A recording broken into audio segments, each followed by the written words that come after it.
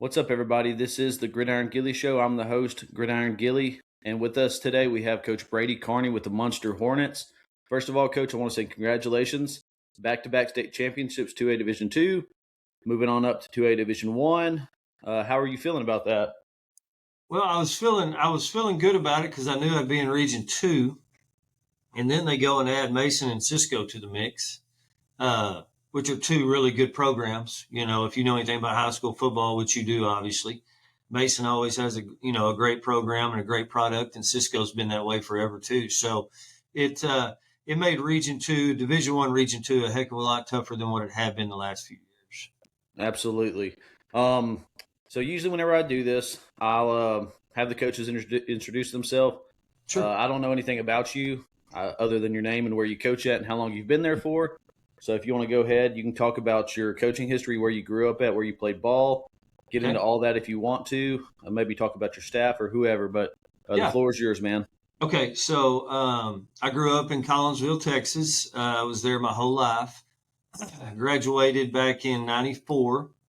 So, yeah, that makes me older. I'll be 50 before you know it. Started my coaching career in Prosper back when Prosper had one school. I think we were considered a 2A back then, which would be 3A now. Stayed there for 4 years, became the offensive coordinator there, I guess my second or third year on staff. Was a head track coach there. But, you know, as a young coach, I remember coaching junior high and high school football, junior high and high school basketball, helping out with track where I could, and then sliding over and doing JV and varsity baseball. So those first 2 or 3 years were really busy. But like I said, I became the offensive coordinator in Prosper my second or third year. I stayed in Prosper for 4 years. After that, I went with Prosper made a change. And anytime there's a change, a lot of times the new AD coming in, they'll want to make some changes, which I understood that. And Coach Scott came in, and I wasn't going to be the offensive coordinator. I was going to continue to be the head track coach, which was fine. So I probably would have stayed there. But I had a buddy, Cody Bounds, who was on staff with me at Prosper. He took the head job and AD job, head football job in Lindsay, which is right up the road from Muenster, about 13 miles. I was there with Cody for about 4 years again. I was the offensive coordinator, head track coach in Lindsay. Was fortunate enough to win a state championship in track in 2010 with the boys. That same spring was the spring I interviewed for the Muenster job. That was back in 2010, and I was fortunate enough to get that job in 2010. I've been here ever since. So I think this was my 16th football season in Muenster. My kids, Kaysen, who was my quarterback the last 4 years, and Addie, who's head cheerleader, basketball, softball, does everything. She and Kaysen have been able to grow up here, started school here, and are going to graduate Muenster, which is for an AD head football coach in the state of Texas, is kind of odd where your kids get to be in one school the whole time. So yeah, man, it's been a great ride for me. I've been coaching now for 24, 25 years. Been very successful in Muenster because I got great kids. Got a great staff. The longer you coach, the more you realize how beneficial it is to have a group of guys around you that are willing to work as hard and put as much into it as you do. And that's one of the reasons we've been so successful. I'm able to keep my coaches for the most part, and they've been with me now. I get to keep them for 6 or 7 years, and then sometimes they move up and become ADs or head footballs. But I've been able to keep the same staff in place for a long time. And man, I'm just really fortunate to have those guys that work for me. Coach Wheeler's my OC. Coach Anderley helps him. Coach Anderley was actually my first quarterback here in Muenster back in 2010. Coach Johnson's my defensive coordinator. Coach Barron does my O-line, D-line. Coach Cavitt's my secondary guy. Coach McDaniel does wide receivers and secondary. So I've been very blessed to have a really good staff that pushes kids, loves kids, and understands football. So I've been very fortunate in that aspect. Yes, sir. You said 2010 would have been your first year as the head First man at football Muenster? season. Yep. Okay. So a few things I did look up. I saw it after this last state championship you won against Shiner. 182-38 record at Muenster. That's a phenomenal record. 3 state championships there. You got 17, 24, 25. Yep. Okay. And then a 47-13 playoff record. So phenomenal coach, phenomenal record, phenomenal program you've got there at Muenster. Well, I appreciate it. Yeah, and I've told this to people before. The longer you coach, the more you realize things. And Muenster's an exceptional place because of the parents and how they raise their kids. Our kids still know how to work. The parents push them to work. So when we have our summer workouts, you're looking at 99% of the kids that participate are here on a daily basis because their parents get them, make sure they're here. When they leave me during the summer, we're done between 10:30 and 11, start at 8. They go and they work 8 hours at a job somewhere, whether it's on a ranch or wherever it may be. So our kids know how to work because the parents push them to work. They hold them accountable. And that's made our job really easy. That's one of the things that people ask me, how do you do what you do? And it's nothing that I do. I'm just a football coach, and I do my best to motivate our kids, but I don't have to. A lot of times I don't have to do that because our kids are self-motivated because how they're raised. And I'm very fortunate in that aspect. And then, like I said, man, I got a great staff, and they do a phenomenal job. Absolutely. I've been through Muenster a time or two. It's a few hours from me, but my dad lives in Southwest Oklahoma. Okay. So every now and again, whenever I go there, if I don't want to drive through that Dallas traffic, I'll Yeah. go north a little bit and I'll go through Muenster. Very Sure. small town, a lot of German roots there. Yes. Yeah. Next time you get through here, you got to stop by Fisher's, man. I was going to talk about that. So No, you were okay. I looked up an article, and it was from a guy that you had coached several years ago. The last name's real popular in Muenster, went to Oklahoma State. Yeah. I don't know how to say his name, but they say it's real popular. How do you say it? Walter Scheid. Walter Scheid? Yep. Okay. And I've had so this year we had Brady Walter Scheid was our starting right tackle, and Rhett Walter Scheid was our starting right guard. Then Rhett was also our defensive MVP in the state championship game. So I've had Walter Scheids for years, man. Yeah, they said it's a real popular name up there. It is. Cole graduated. So Cole graduated in 2013. He went to Oklahoma State as a DN. Cody's his little brother. Cody graduated in 19 or 18. I can't remember. And then he went straight to Oklahoma State. So Mel and April are their parents. They spent 11 years at Oklahoma State watching football just about every Saturday and following those kids around. Cody and Cole were exceptional players for me, of course.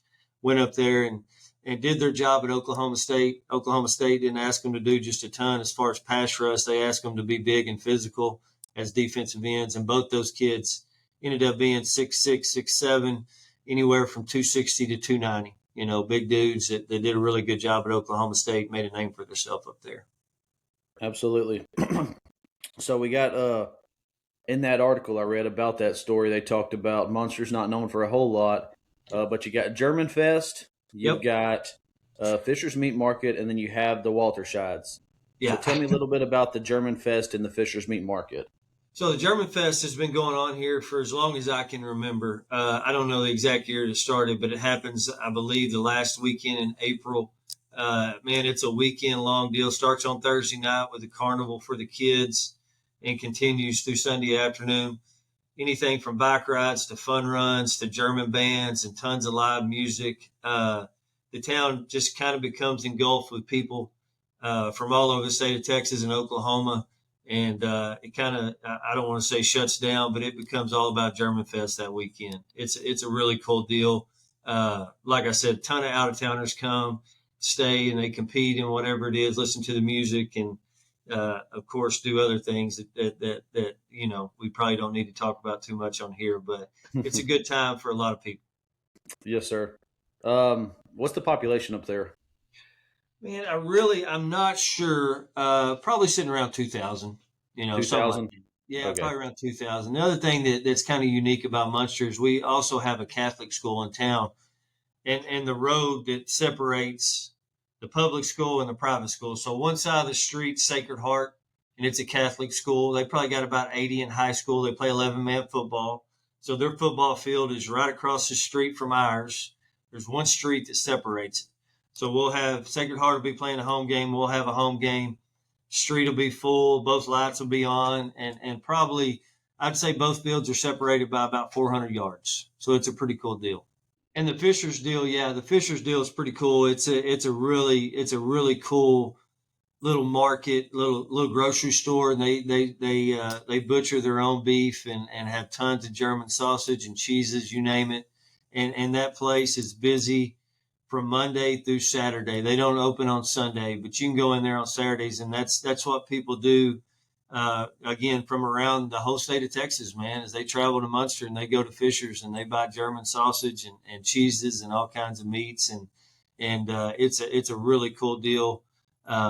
And it's always packed. Like I said, they do a ton of business up there, and we get a lot of people from out of town that come up to buy products. Yes, sir. The next point I want to bring up is I don't know much about Monster before you got there, other than Sure. what I can find on like Mac Preps or whatever. And statistically, as Monster wasn't a team like they are now, wasn't a Yeah. deep playoff team. They were about a 5-5 team every year. So my question is, when you first looked at this program, what did you see that made you confident you could come in and make a real impact? Well, like I told you, I grew up in Collinsville, and in Collinsville, there's a lot of times we're in the same district, and so I saw a lot of really talented kids, big kids, strong kids. We're not the fastest group of kids around, but I could see some things that I really felt like Munster had a lot that they may be underachieving some. And then I went to Lindsay for those 4 years and coached against them, and I saw the same thing. I saw some talent, and like I said, I don't want to put anybody down by saying that by any means, but I just felt like they were underachieving at times. Thought they had some really good looking football players, really strong physical kids that could make a good team. So it always interested me, and plus it's such a great community. It's a strong Catholic community, and they also have Baptist church and things, but it's a strong German Catholic heritage with like I said, parents that teach their kids to work hard from the very beginning of life, and that carries over into life, and it carries over into football. If you're not willing to work hard day in and day out, you're not gonna get much better. But no, I just thought I saw something there that they were underachieving at times, and I felt like if somebody could come in and push them and connect with them, get them to work hard and buy into things, I felt like it was a program that could really take off, and that's what it's done. But a lot of that doesn't fall on me. It just falls on me being in the right place at the right time and finding a way to get the kids to work hard.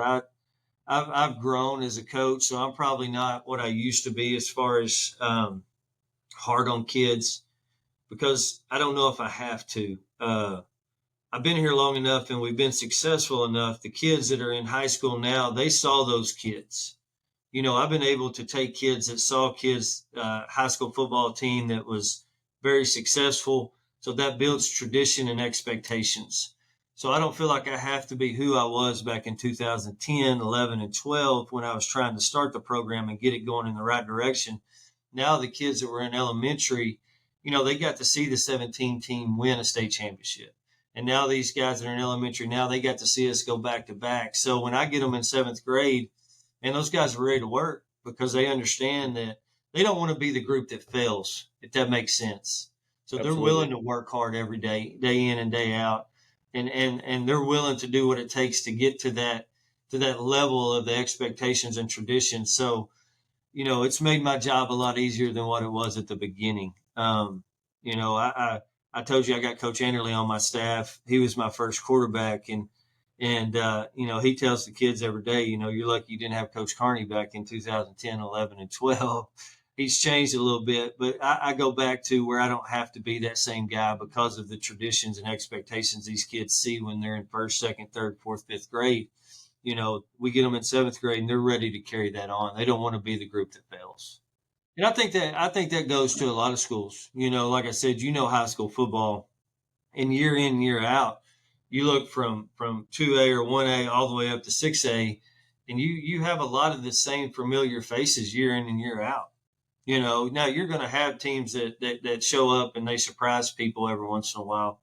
But like at our level, you got Albany and you got Wellington and you got Shiner and you have Bremont and you got those guys that year in, year out, they're going to put a great product on the field. And I think that goes back to, and Mark and those guys, it goes back to tradition and expectations and what the community expects and what those kids are willing to do to get to that point. So yeah, man. And like I said, you can see it at every level. You can see it with, the Gunners and 3As and Salinas and South Lake Carrolls and Carthage and those guys. It just year in and year out, you got a group of schools that are always going to compete at a high level. And I think that goes back to tradition and expectations. Yeah.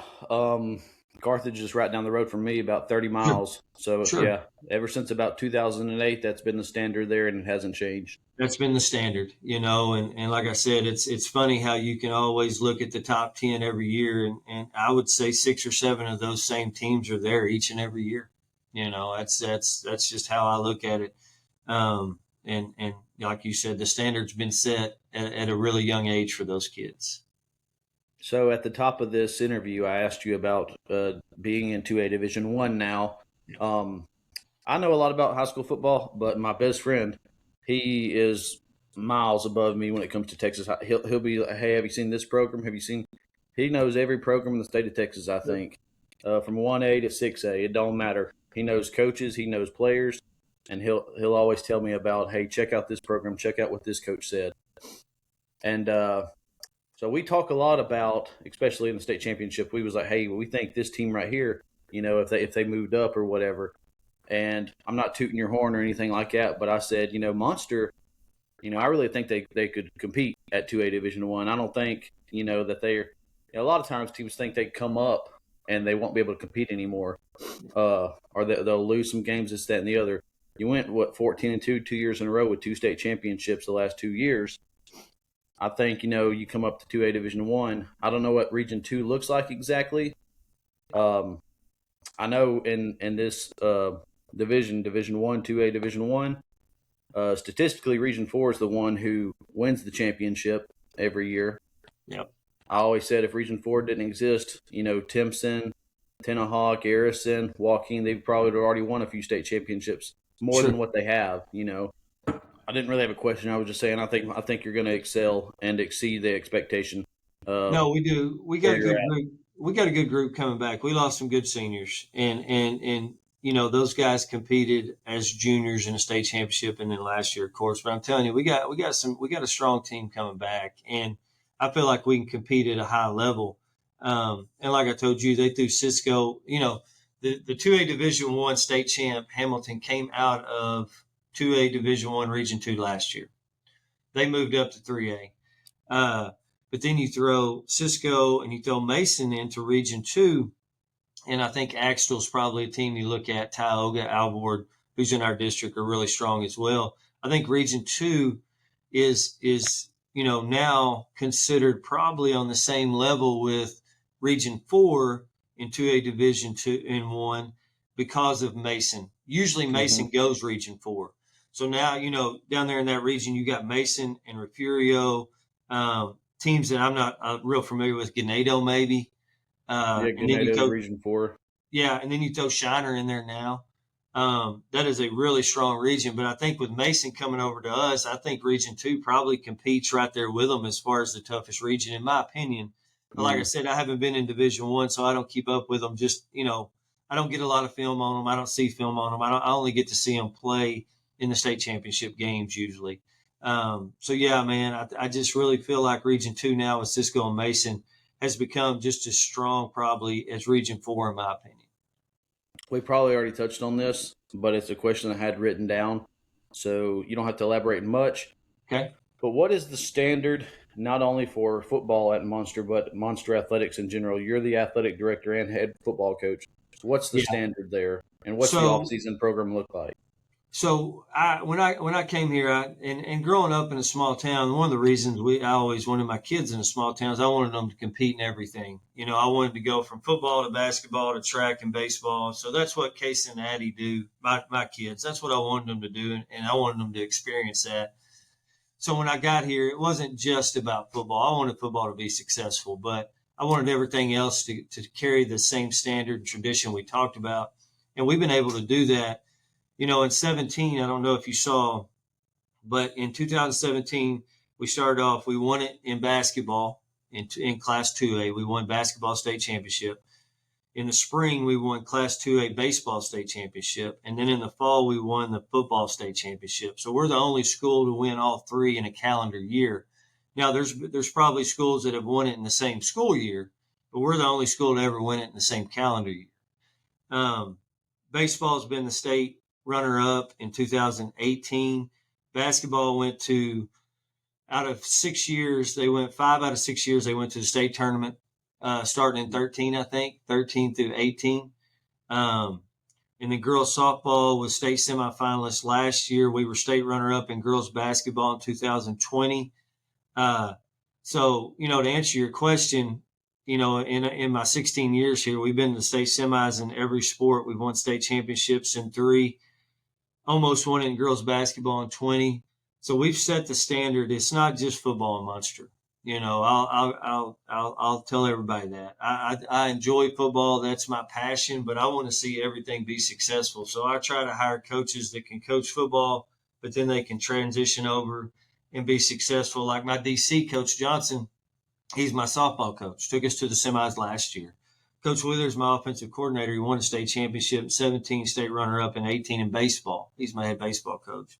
Coach Cavett is my wide receiver DB coach in football, and then he took our boys basketball team to the regional finals 2 years ago in basketball. So we've had a lot of success in all sports, and that was the one thing I wanted to make sure I did when I got here. I didn't want to be just a football guy. I wanted our program to be successful, boys and girls, and I feel like we've done that since I've been here, and I take a lot of pride in that. I take as much pride in that as I do our state championships in football, to be honest with you. And that's something we take a lot of pride in, and I'm sure I missed some success in there somewhere, but no, we've been successful at just about everything we've done, and I feel like we improved. When I got here, softball wasn't anything we stood out at. We barely had enough to field a team, and then last year we went to the state semis with a good group coming back, so we feel like we can compete at a high level in softball again this year. Our baseball team went to the regional finals last year, and we returned all 9 starters. So we feel like baseball is going to have a really good year. Basketball, on the boys' side, it's tough because you go – the other thing is all our kids – so you look at our basketball team, 3 out of the 5 starters are football players. That's the thing you run into, like Joaquin and Muenster. Most of your kids do everything, right? So you get into basketball, and our kids didn't practice. Their first basketball practice was the day after the state championship football game. And I think they're 11-4. They've only played 15 basketball games. They started district after 4 games, so they get a late start. So it's kind of a disadvantage. But at the same time, Coach Cavett doesn't let the boys use that as an excuse. You come in here, you get to work, we go compete just like we do in football and baseball and everything else, and we go be the best we can be. And I feel like our kids do that. They do that well, and they've been programmed that way. Absolutely. Next question is, what would someone be surprised to know about you, Coach? Man, I don't know if there is anything to be surprised about other than coaching and working and following my kids around and watching them compete. I think the only thing, other than that, I really enjoy probably is hunting and fishing when I can. Grew up doing those things, so that's what I'm interested in. Other than that, man, I take a lot of pride in my kids and my family, and that's what we spend our life doing is following them around and coaching those guys. You know how it is in today's world. If you're going to be successful in baseball and softball, you got to do the select thing. And the select thing takes a lot of time, and that's what we did with our kids. The one thing that we did different in Muenster is we tried to make our select teams with Muenster kids. So we didn't take our kids and send them here, there, wherever.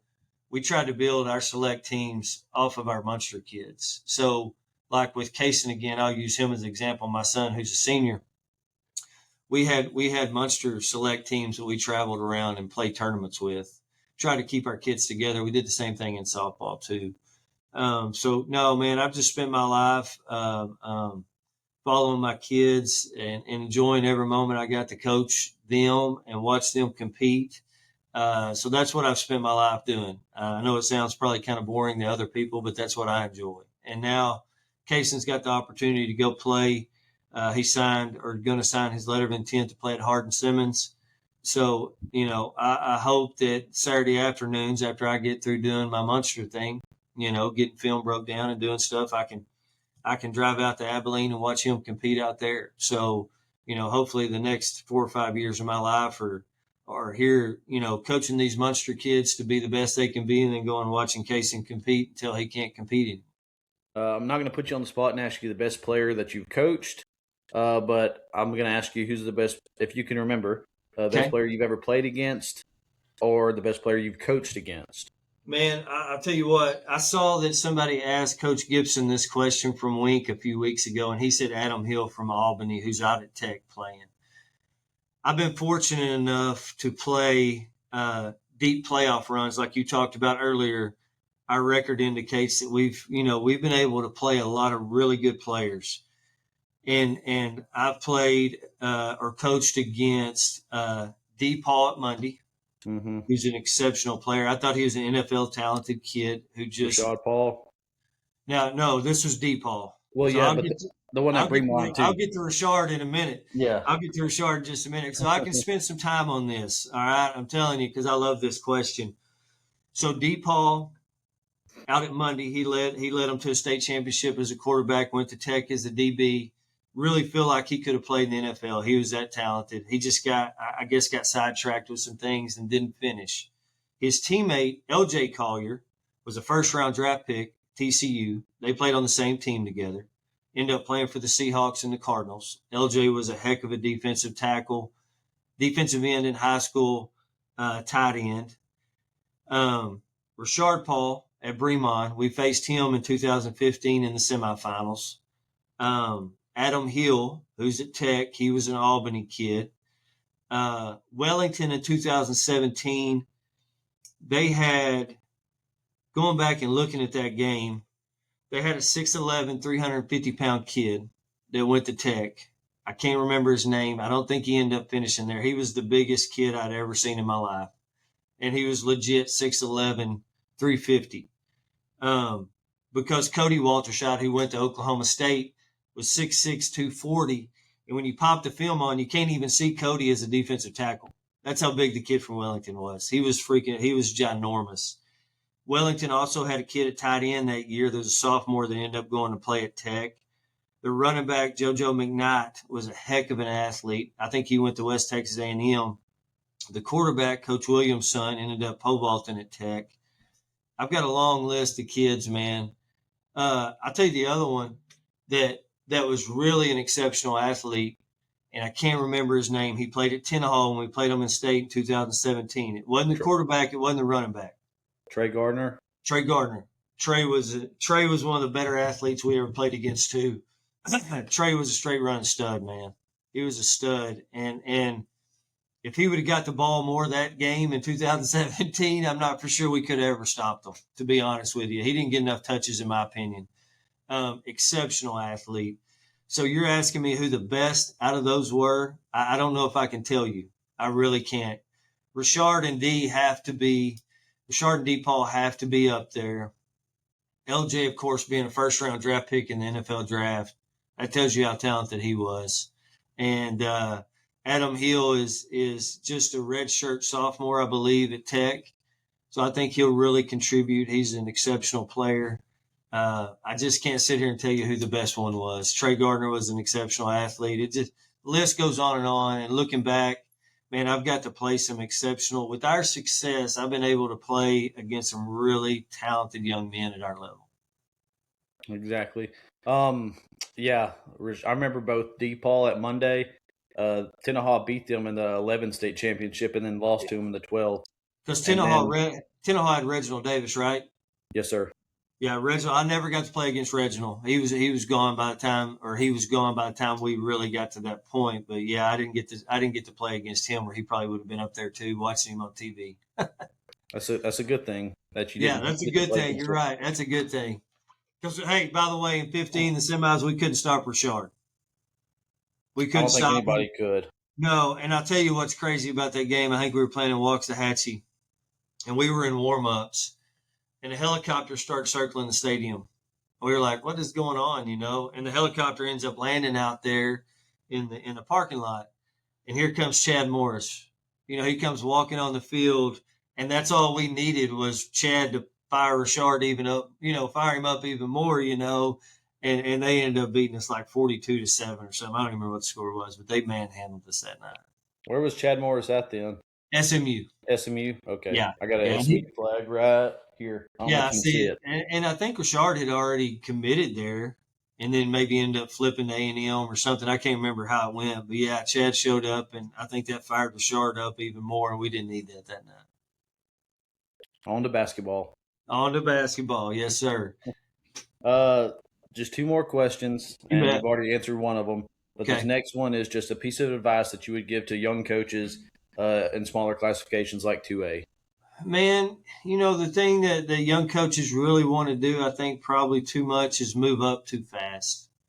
My suggestion is you learn more. I don't feel like I knew nearly enough. I got this job at 33 years old, and I think I probably had more success by just being a jerk a lot of times and working our kids really hard and teaching them to compete. I don't think I knew a lot of football back then, to be honest with you. Not nearly as much as I feel like I know now from the experience. And I feel like, and not just the 2A level, I just think in general, kids, younger coaches need to be more patient. They need to learn more. They need to go out and they need to study film. They need to go out and talk to successful staffs and see what they do and how they do things, and just be patient, and don't get so eager sometimes, man, I wish I wish I would have stayed and just and learned more, but at the same time, I was fortunate enough to be successful because I got into a good program. A lot of times younger coaches will get into programs